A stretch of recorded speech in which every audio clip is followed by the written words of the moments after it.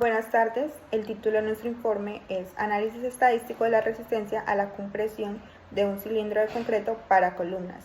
Los integrantes del grupo son Cristian Espinosa, Jorge Reynosa, Erika Ardila, Luna Velandia y Nicole Ríos. Un pequeño resumen para poner en contexto de qué trata nuestro informe. En este informe presenta el procedimiento y resultados de la determinación de la resistencia a compresión del concreto mediante el uso del esclerómetro, un método no destructivo utilizado en campo y laboratorio para evaluar la calidad del concreto sin afectar su integridad. El concreto analizado fue diseñado para pilotes con una resistencia mínima de 3.500 psi. Se elaboraron cilindros de prueba en un asentamiento de 4 centímetros sometidos a curado de 7 y 21 días y posteriormente se evaluaron tanto con prensa hidráulica como con esclerómetro. El ensayo con esclerómetro consistió en tomar múltiples lecturas del rebote sobre la superficie de las probetas y traducirlas a valores de resistencia estimada utilizando tablas de referencia. Los resultados mostraron una relación directa entre los valores de rebote y la resistencia estimada, demostrando la eficacia del método. Asimismo, se reconoce que las lecturas del esclerómetro pueden verse afectadas por variables como rigurosidad de la superficie, la humedad, la edad del concreto y la presión ejercida durante la prueba. En conclusión, se comprueba que el uso conjunto del esclerómetro y las propiedades tradicionales ofrece un panorama más completo y confiable sobre la resistencia del concreto en elementos estructurales. Ahora seguimos con nuestra introducción. La determinación de la resistencia a compresión del concreto, especialmente en elementos estructurales críticos como los pilotes, requiere tanto ensayos como confiables como de una interpretación adecuada de los datos obtenidos. En este estudio se emplearon métodos destructivos como la prensa hidráulica y no destructivos como el esclerómetro, complementando los resultados con principios estadísticos que permiten una evaluación robusta y objetiva de estos resultados. Para evaluar este tipo de variabilidad es fundamental aplicar herramientas estadísticas adecuadas, tales como el uso de medidas como el rango intercuartílico, los cuartiles y otras estadísticas robustas. Es esencial en ingeniería para identificar valores atípicos y evaluar la dispersión de los datos sin ser afectados por extremos. Esto resultó particularmente útil al interpretar datos provenientes del esclerómetro, cuyas lecturas pueden verse influenciadas por factores como la humedad, la edad del concreto o la rigurosidad superficial. En resumen, la conjugación de prácticas experimentales con herramientas estadísticas robustas permite una interpretación más confiable de los resultados de la resistencia del concreto.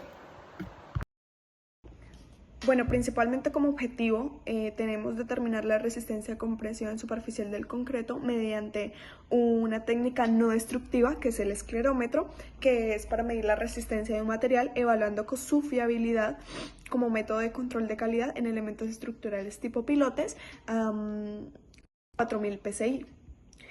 Como objetivos específicos tenemos primero aplicar correctamente el procedimiento de medición con esclerómetro en muestras de concreto siguiendo los protocolos establecidos en las normas técnicas internacionales y que se establezca un protocolo sistemático de calibración del instrumento para garantizar la precisión de las lecturas obtenidas en diferentes condiciones de evaluación.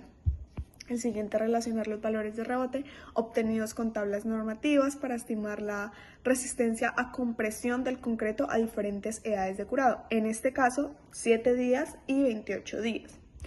Por último, tenemos establecer patrones de ganancia de resistencia a lo largo del tiempo mediante seguimientos de muestras a edades de 7 y 28 días de curado, donde determine la confiabilidad del método esclerométrico en comparación con ensayos destructivos tradicionales para la estimación de resistencia en estructuras de concreto ya existentes.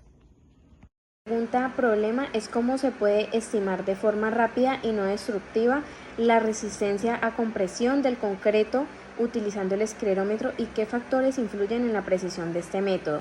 Primero que todo, pues el uso del esclerómetro como método de evaluación no destructiva es esencial en obras donde los elementos estructurales como los pilotes, las columnas y los muros de carga no pueden ser alterados ni extraídos para pruebas destructivas. Este método nos permite realizar evaluaciones rápidas, seguras y económicas en campo o laboratorio, sin afectar la integridad de la estructura.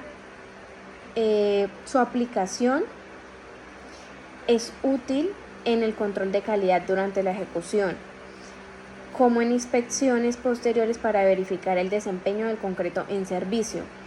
Además, se justifica el uso del esclerómetro en este ensayo para confirmar la homogeneidad del concreto, comprobar si el concreto cumple con la resistencia esperada antes de poner una carga en la estructura, reducir costos y tiempos en pruebas destructivas cuando no son estrictamente necesarias.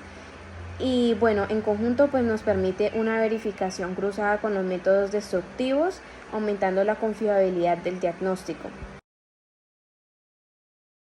Nuestro procedimiento se lleva a cabo de la siguiente manera. Lo primero que hicimos fue el diseño de mezcla y la cantidad de materiales que se necesitaban. Nosotros realizamos 4 vigas y 4 cilindros. La cantidad de cemento que se usó fue el que se muestra acá en este cuadro, de 35.15 kilogramos. Asimismo tenemos la cantidad de agua, grava y arena en kilos. Ese es la cantidad de material que se necesita para los 4 cilindros y los 4 vigas. Luego pasamos a realizar el proceso de curado. Las probetas fueron sometidas a un curado en agua durante 2 periodos diferentes, uno de 7 días y el otro 28 días, para observar la evolución de la resistencia. Nosotros tuvimos una resistencia de 4000 psi. Luego se realiza el ensayo con el esclerómetro. Se realizan múltiples lecturas sobre la superficie de las probetas curadas. En las probetas realizamos cuadrículas de 5 por 5 centímetros en cada viga por todas sus caras para completar así los 201 datos. Y posteriormente se descartaron valores atípicos y se promedió el resto. Los resultados de rebote se tradujeron a resistencia estimada con base en tablas de calibración proporcionadas por el fabricante del esclerómetro, y se compararon los resultados del ensayo destructivo y el no destructivo, observando una correlación aceptable entre ambos. Buenas tardes, vengo a hablarles sobre los resultados de la gráfica de frecuencias a los 7 y 28 días. Bueno, como podemos observar aquí, tenemos el tiempo, digamos, en cuanto a los días que se llegaron, a los 7 días, que fue el rango más o menos, fue que la resistencia fue uno de los mayores a 22, 23 megapascales, uno de los mayores lugares donde tuvo un gran avance. En cuanto al gráfico de 28 días, tenemos que la opción aquí vista es que entre más pasó el tiempo, casi a los 28 días ya llegó, la resistencia llegó a su máximo, y no es que descendió, sino que simplemente se sostuvo y ella continuó más o menos constante, lo que podemos ver en la gráfica, que llega hasta un punto y queda elevado. Y eso es lo que pues normalmente podemos observar en este tipo de gráfica. Ahora, en los resultados de datos tomados a los 7 días, bueno, nosotros tenemos una resistencia, como vemos en la gráfica, que de 9 a 20, más o menos, esta zona de acá, como podemos ver en el histograma de los 7 días, nosotros podemos observar que una frecuencia que de entre los 10 a los 50, de los 8 a los 16 o 20 megapascales, hubo una frecuencia absoluta, que es esta, que muestra que cuando llega casi a los 50, 45, aquí llega a, digamos, hay una resistencia mayor que llega más que todo entre 15, 14 y 15, como pueden observar, a 45, que es aquí esta altura máxima que podemos observar. Y estos datos a los 7 días es el gráfico de la caja, cómo se va comportando. Ya aquí en la tabla de pruebas podemos ver la frecuencia absoluta acumulada, que se calcula con la frecuencia absoluta, la frecuencia relativa de la frecuencia relativa acumulada, y la frecuencia porcentual y la frecuencia porcentual acumulada, que son los datos que se calculan mediante mediante el estilo de lo que la profesora nos enseñó a nosotros. Aquí literalmente eres calculando la frecuencia usando la fórmula para poder llegar al avance. Ahora, a los 28 días podemos observar que la frecuencia al ser mayor, subió bastante en cuanto a los 16 de resistencia, que hubo un avance bastante entre los 12 a los 16 porque subió a un límite bastante alto donde se mantuvo, y los datos a los 28 días en la gráfica de la caja se ve que se estiró un poco más, y eso ocasionó que pues obviamente hubiera mayor resistencia en este tipo de datos aquí mostrados. Se puede volver a revisar la frecuencia absoluta, la frecuencia relativa acumulada, con todas las fórmulas que la profesora nos enseñó, y la frecuencia porcentual acumulada, por la cual los datos podemos obtener.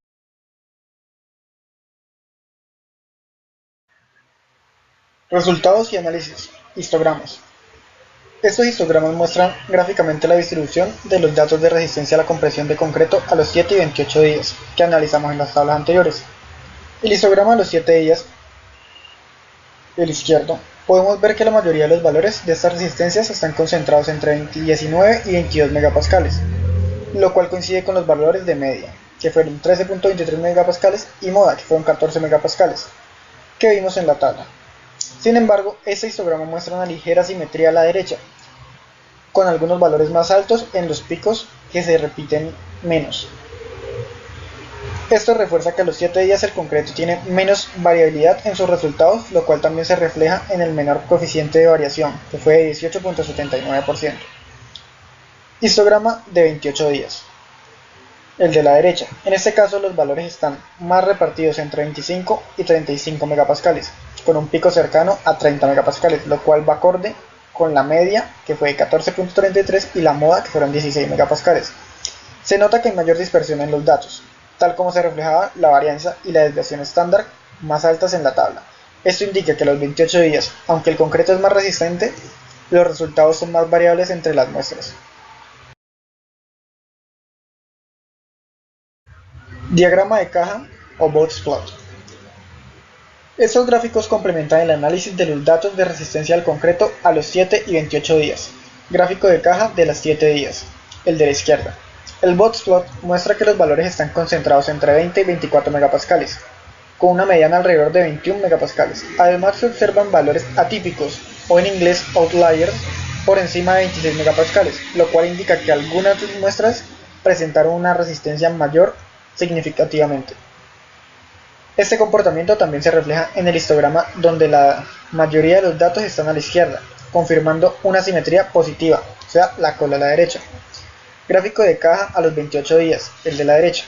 Aquí el rango intercuartílico va aproximadamente 27 a 33 megapascales, con una mediana cercana a 30 megapascales.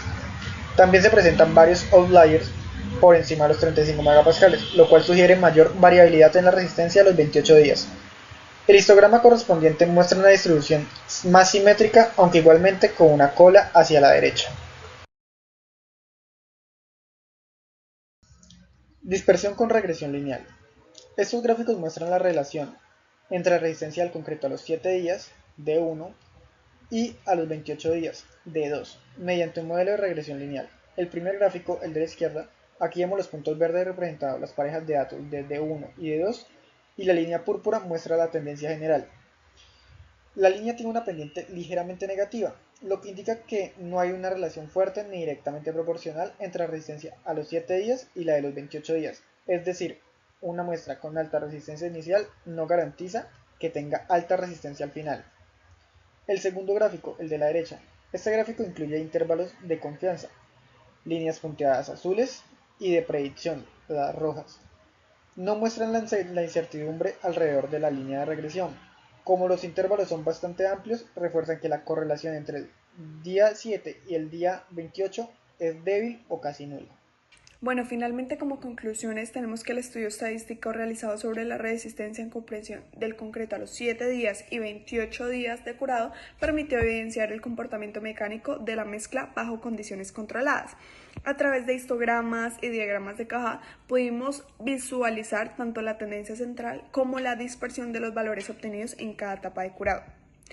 A los 7 días, los datos muestran una mediana cercana a los 18 megapascales, con un rango intercuartílico de aproximadamente 6 megapascales, lo que indica una variabilidad controlada en el desarrollo temprano de la resistencia. De acuerdo a esto, se espera que la resistencia a los 7 días se ubique entre el 60% y 70% de la resistencia de diseño, lo cual se cumple en esta muestra asegurando una evolución normal del concreto. Además, sostiene que una variación moderada es aceptable siempre y cuando los resultados individuales no caigan por debajo del 85% del valor del diseño. A los 28 días, los valores se distribuyen de una forma más simétrica y centrada con una mediana cerca a 26 megapascales y un rango intercuartílico más amplio, lo que sugiere una ganancia significativa de resistencia y una mezcla bien consolidada. Se observó que algunos valores alcanzaron hasta 36 megapascales, lo cual, según lo explicado, pues puede deberse a un buen proceso de curado y a la continuidad de la hidratación del cemento. El histograma mostró una concentración predominante de datos entre los 22 y 30 megapascales, lo que confirma una distribución centrada y sin sesgos importantes, tal como lo recomienda el IMCYC para validar la calidad de la mezcla. En conjunto, pues los resultados demuestran un comportamiento homogéneo, estable y progresivo, muy importante, del concreto, cumpliendo con los criterios técnicos esperados y respaldados para normativas internacionales.